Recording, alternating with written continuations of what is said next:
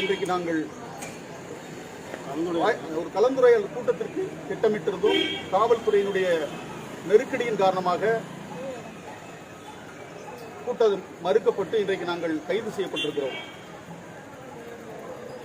சுதந்திர நாளில், குடியரசு நாளில் கூடுவதற்கு கூட இந்த மண்ணின் மக்களான தமிழர்கள் கூடி பேசுவதற்கான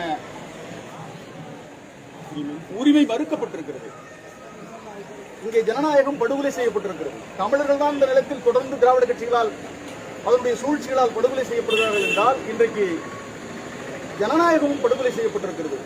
எனவே குறிஞ்சாங்குளத்தினுடைய அந்த போராளிகளுடைய கொலை வழக்கை நாங்கள் மீண்டும் எடுத்து நடத்துவதற்கும் காந்தாரியம்மன் கோயில் சிலையை அந்த மண்ணில் அதே இடத்தில் நிறுவுவதற்கும் நாங்கள் இன்றைக்கு தீர்மானித்திருக்கிறோம்.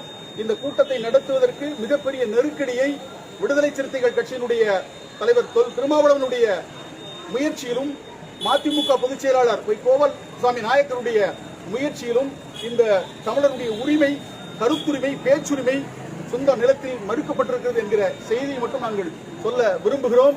ஏனென்றால் இவர்கள் நினைத்திருந்தால் என்றைக்கோ இந்த பிரச்சனைக்கு தீர்வு காணலாம். ஆனால் தீர்வு காண முடியாத நிலையை இந்த திராவிட அரசுகளும் அதன் கட்சிகளும் செய்து கொண்டிருக்கிறது.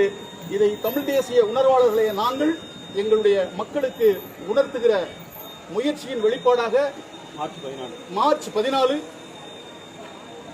அந்த குறிஞ்சாங்குளத்தில் அந்த போராளிகளுடைய நினைவு தூணை நிறுவுவதற்கும் காந்தாரி சிலையை நிறுவுவதற்கும் நாங்கள் தீர்மானித்திருக்கிறோம்.